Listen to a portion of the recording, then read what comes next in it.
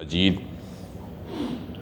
سامعین محترم، قابل قدر بھائیوں، دوستوں اور بزرگوں، آج 31 دسمبر سن 2022 ہے اور کل سے سن 2023 کی ابتدا ہو رہی ہے۔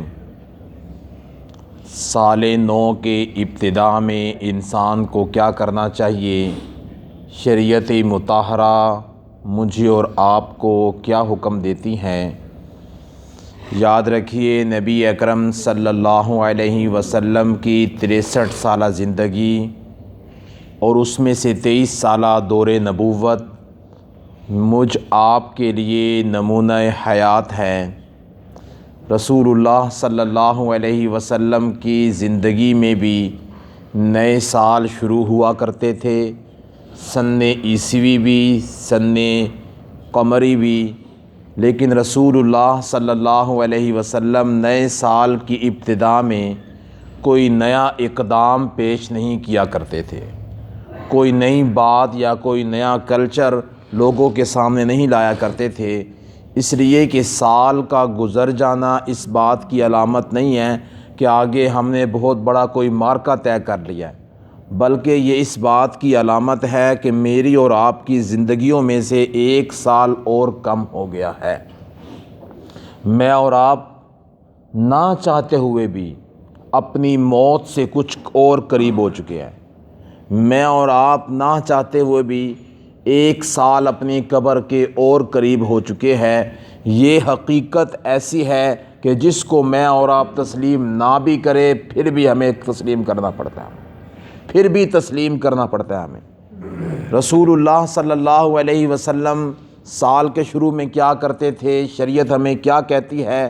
تو میرے محترم، قرآن و حدیث میں حضرات صحابہ علیہ رضوان کی زندگیوں میں، تابعین، تبع تابعین کی زندگیوں میں نئے سال کی ابتدا میں کوئی نیا اقدام پیش کرنا یا کوئی کام پیش کرنا کچھ بھی ثابت نہیں ہے۔ دوسری بات، ایک بات حدیث مبارکہ سے ملتی ہے کہ رسول اللہ صلی اللہ علیہ وسلم مہینے کے اختتام پہ کچھ کیا کرتے تھے۔ کیا کرتے تھے؟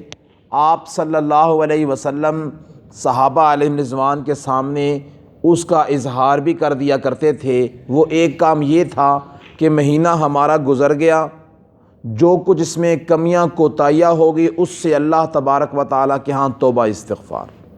دوسرا، اللہ تبارک و تعالیٰ آنے والے مہینے کے اندر اللہ رب العزت ہمیں نیکیاں، تقوی، طہارت اختیار کرنے کی توفیق عطا فرمائے، نیکی کے اور خیر کے کاموں کے عزائم کیا کرتے تھے۔ تو جس طرح مہینے کے آخر میں یہ دو کام ہیں، اسی طرح انسان کو سال کے انتہا پر بھی، سال کے اختتام پر بھی انسان کو یہ کام کر لینے چاہیے کہ انسان محاسبہ کرے۔ سن 2022 یکم جنوری سے سن 2022 31 دسمبر تک میں نے کیا کچھ کیا، میں نے کتنی نیکیاں کی، میں نے کتنے برے کام کیے، میری وجہ سے کتنے نقصانات ہوئے۔ انسان ساری زندگی پہ ایک دفعہ انسان نظر ڈال کے محاسبہ کرے اپنا، اور پھر آنے والے سال کے اندر یہ عزم کرے کہ میں نے یہ کام نہیں کرنے اور یہ کام میں نے کرنے ہیں۔ یاد رکھیے، اہل ایمان کی نیت جون سی ہے یہ بہت بڑا کام کر جاتی ہے۔ فرمایا نیت مؤمن خیر من عمل، کہ انسان کی جو نیت ہے وہ اس کے عمل سے بھی زیادہ آگے بڑھی ہوئی ہوتی ہے۔ نیت جون سی ہے، اگر انسان نے اچھے کام کی کر لی تو اللہ تبارک و تعالیٰ اچھے کاموں کی انسان کو توفیق دے دیتے ہیں۔ اگر نیت انسان نے برے کام کی کر لی تو پھر آگے انسان کے لیے برائی ہے۔ تو اس لیے انسان نیت کرے کہ میں نے اس پورے سال میں اچھائیاں کرنی ہے، گناہوں سے بچنا ہے، اور حسد، بغض، کینہ، عداوت، نفرتیں، ان تمام چیزوں کو میں نے ختم کرنا ہے۔ عدم برداشت جو دنیا کے اندر پائی جا رہی ہے کہ لوگوں میں برداشت کا مادہ ختم ہوتا جا رہا ہے، ہم نے اس کو اپنے اندر پیدا کرنا ہے۔ چھوٹی موٹی باتوں کو ویسے ہی اگنور کر دینا ہے، برداشت کرنا ہے۔ دنیا کے اندر برداشت کر کے، چھوٹی موٹی باتوں سے درگزر کر کے، معاف کر کے انسان زندگی بسر کر کے چلا جائے۔ چند دن کی زندگی ہے، اللہ کے ہاں انسان سرخرو ہو کے پیش ہو سکتا ہے۔ تو میرے محترم، انسان عزم کرے کہ میں نے اگلا سال اچھائیوں کے ساتھ گزارنا ہے، اور جو پچھلا سال گزرا ہے یاد رکھیے یہ سن 2022 یہ بھولنے والا سال نہیں ہے، یہ خصوصاً ملک پاکستان وطن عزیز پر جو کٹھن مرحلہ آیا وہ بھولنے والا نہیں ہے۔ 2010 میں بھی آیا تھا، 96 میں بھی آیا تھا، 92 میں بھی آیا تھا، بڑے بڑے لوگوں سے پاکستان میں سیلاب آیا ہے، لیکن سن 2022 کا سیلاب ایسا سیلاب تھا جس نے 3 صوبوں کو مکمل کر دیا تھا، اور پنجاب کے بھی ایک پورے مشرقی سائیڈ کو پورا اس نے غرق کر کے رکھ دیا اس نے، اور جہاں پر سیلاب نہیں تھا وہاں پہ بارشیں اتنی تھی اور خورد و نوش کی قلت اتنی ہو گئی تھی کہ مہنگائی عروج پر پہنچ چکی تھی، لوگوں کے لیے وطن عزیز کے باشندگان اسلام کے لیے زندگی گزارنا اجیرن ہو چکا تھا، اجیرن ہو چکا تھا۔ ابھی مفتی صاحب کل فرما رہے تھے ہمارے استاد کہ میں 3-4 دن پہلے بلوچستان گیا، میں کہتے ابھی بھی سخت سردی کے اندر ان کے پاس رہنے کا کوئی انتظام نہیں ہے، کوئی انتظام، خیموں میں لوگ پڑے ہوئے ہیں، خیموں میں لوگ پڑے ہوئے ہیں، خیموں میں لوگ پڑے ہوئے ہیں۔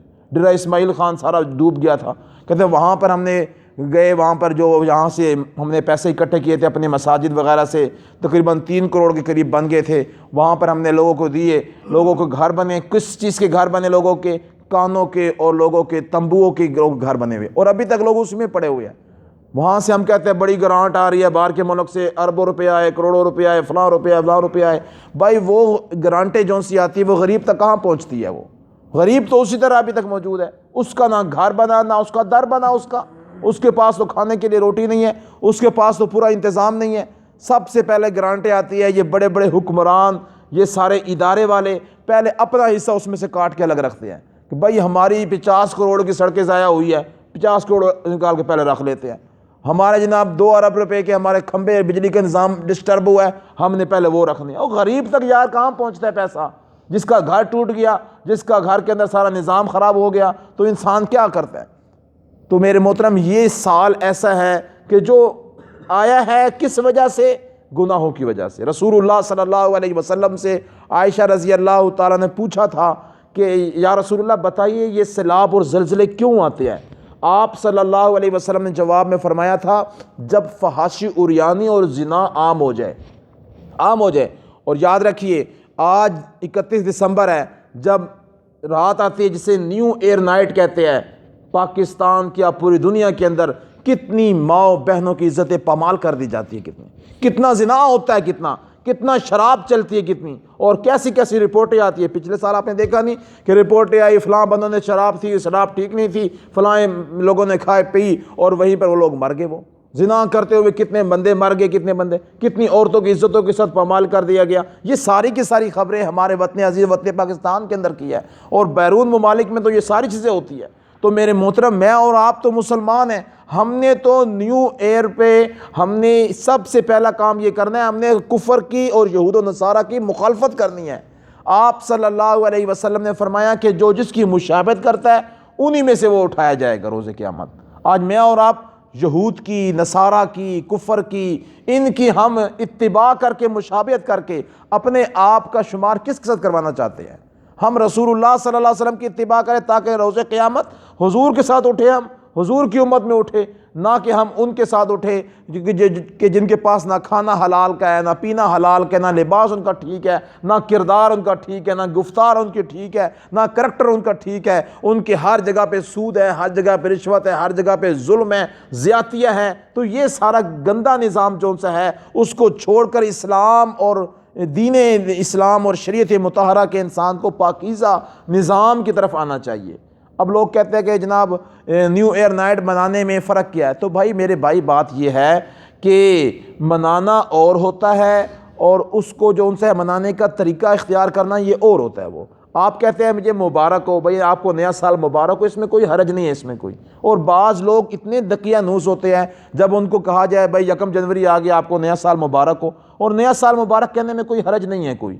مبارک کا لفظ برکت سے نکلا ہے، برکت سے نکلا ہے کہ جب ہم کہتے ہیں آپ کو نیا سال مبارک ہو، اللہ تعالیٰ آپ کے نئے سال میں برکتیں دے۔ اس کی مثال اب یوں سمجھ لے، کوئی انسان دوسرے بندے کو کہے یار تیری عمر سے برکت ہوے، تیری عمر میں برکت ہو، تو مطلب یہ ہے کہ اس کی آنے والی زندگی میں برکتیں اللہ تعالیٰ ڈال دے۔ بھائی برکت عمر میں اور عمر سالوں سے ہی تو بنتی ہے، تو اگر کوئی کہہ دے کسی کو بھئی آپ کو نیا سال مبارک ہو، کوئی حرج کی بات نہیں ہے۔ دقیانوسیت یہ پائی جا رہی ہے آج کے لوگوں کے اندر، بھئی ہم تو مسلمان ہیں، ہمارا تو اسلامی سال ہے، یہ تو ہمارا سال ہی نہیں ہے، اسلام ہمارا سال ہی نہیں ہے۔ واٹس ایپ کے اوپر، فیس بک کے اوپر ایسی پوسٹیں چل رہی ہے کہ کوئی ہمارے گروپ میں، کوئی ہمارے پیج کے اوپر کوئی ایسی پوسٹ نہ بھیجے جس میں نیا اسلام سال مبارک کی بات لکھی ہوئی ہو، ہم اس کو نہیں مانتے، ہمارا سال محرم سے شروع ہوتا ہے۔ او بھائی محرم بھی ہمارا سال ہے، جنوری بھی ہمارا سال ہے۔ ایک تقویم ہے کیلنڈر، تقویم شمسی، اور ایک تقویم ہے قمری۔ اسلامی اور کفری تاریخ کوئی نہیں ہوتی۔ قمری تاریخ جو سی ہے اس کو اسلامی تاریخ کہتے ہیں، ہجری کیلنڈر کہتے ہیں اس کو، اور جو شمسی تقویم ہے اس کو کہتے ہیں عیسوی کیلنڈر۔ یہ دونوں چیزیں ہماری ہیں۔ چاند کے ساتھ ہمارے بہت سارے معاملات ہیں، عورت نے عدت گزارنی ہے چاند کے حساب سے گزارے گی، طلاق ہو گئی ہے اتنے گزارنی ہے وقت تو چاند کے حساب سے گزارے گی۔ اسی طرح ہمارے روزوں کا نظام ہے چاند کے نظام کے ساتھ ہے، لیکن سورج کے ساتھ بھی ہماری بہت ساری عبادات جڑی ہوئی ہے۔ ہماری روز کی 5 نمازیں سورج کے ساتھ جڑی ہوئی ہے۔ یہی تو وجہ ہے، کبھی ہم فجر کی نماز پڑھ رہے ہوتے ہیں 4:30 بجے اور اب ہم پڑھتے ہیں 6:30 بجے، کبھی ہم مغرب کی نماز پڑھتے ہیں 5:10 پہ، اور کبھی مغرب کی نماز پڑھتے ہیں 7:30 7:25 پہ۔ یہ 2 گھنٹوں کا فرق کیوں پڑ جاتا ہے؟ یہ سورج کے ساتھ کانٹیکٹ ہے اس کا۔ تو ہماری 5 نمازوں کا تعلق سورج کے ساتھ ہے۔ یہ نہیں کہنا چاہیے کہ یہ فلاں کا سال ہے، فلاں، دونوں ہمارے سال ہے۔ سورج بھی اللہ تعالیٰ نے بنایا ہے، چاند بھی اللہ نے بنایا ہے۔ چاند کے ذریعے جو تقویم کیلنڈر تیار ہوتا ہے وہ بھی ہمارا ہے، جو چاند کی ترتیب کے اعتبار سے، سورج کی ترتیب کے اعتبار سے کیلنڈر تیار ہوتا ہے وہ بھی ہمارا ہے۔ ہم دونوں کو ماننے والے ہم تو اس لیے میرے محترم اس میں دقیانوسیت انسان کو اختیار نہیں کرنی چاہیے، وسعت نظری اختیار کرنی چاہیے انسان کو کہ سال سارے ہمارے ہیں۔ سال کی دعا دینی چاہیے اللہ تعالیٰ ہمارے لیے برکت والا سال کرے، اور ہم سب جو ان سے ہے اپنے آج کے دن میں کوئی ایک وقت، ایک لمحہ نکال کے 2 منٹ 5 منٹ کے لیے اپنے اوپر سوچنا ہے ہم نے کہ ہم نے پچھلے سال کیا کیا اور ہم نے اگلے سال کیا کرنا ہے ہم نے۔ تو اگر ہم تھوڑی دیر کے لیے 2 منٹ یا 5 منٹ نکال کے اپنے اوپر سوچ لیں ہم نے کتنے گناہ کیے، ہم نے کتنے تعلق توڑے لوگوں کے ساتھ، ہم نے کتنے فسادات کیے، ہم نے کتنے برے کام کیے، ہم نے کتنے غلط کام کیے، اور کون کون سے اچھے کام میں کر سکتا تھا میں نے جان بوجھ کے چھوڑ دیے، میں نے شیطان کے چکر میں آ گیا۔ اور یاد رکھیے جب شیطان انسان کے دل پہ یہ بات پیوست کر دیتا ہے کہ بھائی تو کوئی گناہ نہیں کرتا، تو کوئی گناہ نہیں کرتا، ہر انسان کہے میں کون سا گناہ گار ہوں، میں نے کون سا گناہ کیا ہے۔ جب انسان یہ تصور اپنے دل میں قائم کر لیتا ہے میں کوئی گناہ نہیں کرتا، میں نے کوئی گناہ نہیں کیا، تو شیطان کہتا ہے اس بندے کو میں گمراہ کر کے فارغ ہو چکا ہوں، مجھے فکر ہی نہیں اس کی، اس کے پیچھے لگنے کی ضرورت نہیں ہے، چاہے وہ نماز پڑھا، روزہ کا، جو کچھ کر رہا ہے، جو یہ تصور لے کے بیٹھا ہوا ہے کہ میں گناہ نہیں کرتا، جب مجھ سے گناہ ہوتا نہیں ہے، میں گناہ گار نہیں ہوں۔ بھائی گناہ بہت سے ہوتے ہیں، ہم سے بہت کمیاں ہوتی ہیں، بہت کوتاہیاں ہوتی ہیں، ان کمیوں کوتاہیوں پہ استغفار ہے اس کے اوپر۔ ہم جو نیکیاں کرتے ہیں نیکیوں کے بعد میں استغفار کرنا مستحب ہے، اس لیے کہ نیکیوں کے اندر بھی بہت سی کمیاں کوتاہیاں رہ جاتی ہے جو اللہ تبارک و تعالیٰ کے ہاں گناہ شمار ہوتی ہیں۔ تو اس لیے آپ صلی اللہ علیہ وسلم کی روٹین بھی یہی تھی، استغفار کثرت سے کرتے تھے۔ تو ہم سب مل کے اللہ تبارک و تعالیٰ کے ہاں استغفار کرے، کثرت کے ساتھ توبہ کرے اللہ تبارک و تعالیٰ کے سامنے، جتنی کمیاں کوتاہیاں ہو گیا اللہ ہم تمام سے اب رخ موڑتے ہیں، اے اللہ ہمارے تمام گناہوں کو معاف کر، ہماری زندگی کے کتنے دن رہ گئے ہمیں نہیں پتہ، اے اللہ ہمارے لیے وہ دن، وہ لمحے، وہ لحظے مبارک کر۔ کتنے لوگ تھے یکم جنوری کو یہاں موجود تھے دنیا کے اندر اور 31 دسمبر کو موجود نہیں ہیں، اور اگلی 31 دسمبر سن 2023 کی آئے گی، ہم میں سے کتنے لوگ ہیں جو یہاں پر نہیں ہوگے۔ کسی جوان کو جوانی پہ کوئی بھروسہ نہیں ہے، کسی بچے کو بچپن پہ کوئی بھروسہ نہیں ہے، کسی بوڑھے کو بڑھاپے پر کوئی بھروسہ نہیں ہے، کسی کو خوراکوں پر، کسی کو ڈاکٹروں پہ کوئی بھروسہ نہیں ہے۔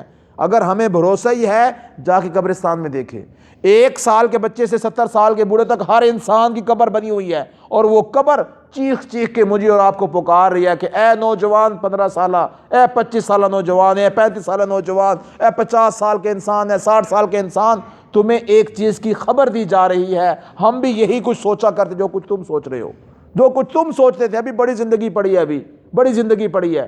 پھر اس کے بعد ہوا کیا، ہم قبر تک پہنچ گئے اور وہ زندگی دھری کی دھری رہ گئی، دھری کی دھری رہ گئی۔ کتابوں میں لکھے ایک نوجوان تھا جس کی عمر 16 یا 18 سال تھی، اور وہ اتنا نیک، اتنا ولی، متقی، پرہیزگار بن گیا کہ اللہ نے اس کو ولایت کا درجہ دے دیا، ولایت کا درجہ۔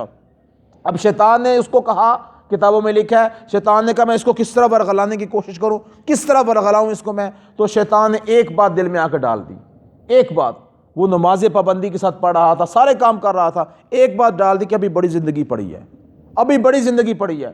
جب یہ بات آ گئی تو راتوں کی تہجد کچھ کم ہو گئی، تلاوت کچھ کم ہو گئی، دعائیں کچھ کم ہو گئی، رونا دھونا کچھ کم ہو گیا، نمازوں میں کبھی ایک رکعت پیچھے آ رہا ہے، کبھی 2 رکعت پیچھے آ رہا ہے، کبھی نماز جماعت کے بغیر پڑھ رہا ہے، کبھی نماز کو قضا کرنے والا بن رہا ہے، پھر نماز کے لیے نظر ہی نہیں آ رہا، کبھی جمعے کو نظر آتا، پھر جمعے کو نظر آنا بند ہو گیا۔ جب بالکل گمراہ کر دیا شیطان نے، پھر اس کو آگے کہا میں نے کیا کہا تھا، میں نے یہی تو کہا تھا زندگی بڑی پڑی ہے، ابھی زندگی بڑی پڑی ہے۔ تو میرے محترم ہم دیکھے سوچے کہ 1 جنوری سے 31 دسمبر تک کتنی نمازیں ہم نے جماعت کے ساتھ 5 وقت کے نماز کے ساتھ اخلاص کے ساتھ اور تکبیر تحریمہ کے ساتھ پڑھی ہے، ہم نے جماعت کے ساتھ پڑھی ہو، تکبیر تحریمہ کے ساتھ۔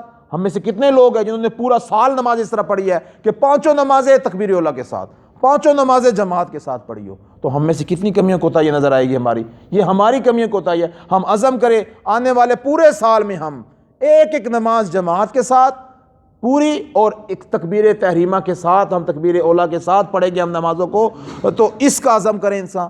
روزے ہے، اسی طرح اور نیک اعمال ہے۔ زکوٰۃ میں کتنی کمی رہ گئی میرے اندر، میں نے ساری پوری کرنی ہے، میں نے صدقات میں کتنی کمی رہ گئی، میں نے ساری پوری کرنی ہے۔ حرام کتنا لیا، کتنا کھایا، کتنا دیا، ان سب سے میں نے کنارہ کشی اختیار کرنی ہے۔ اللہ تبارک و تعالیٰ کے ہاں ہم سب کو چاہیے کہ ہم عزم کریں اور اللہ تبارک و تعالیٰ سے دعا کرتے ہیں کہ اللہ تبارک و تعالیٰ آنے والے وقت کو ہمارے لیے برکتوں والا وقت بنا دے، اور ہماری دنیا بھی اللہ اچھی بنا دے، ہماری آخرت بھی اللہ تبارک و تعالیٰ اچھی بنا دے۔ وآخر دعوانا ان الحمد للہ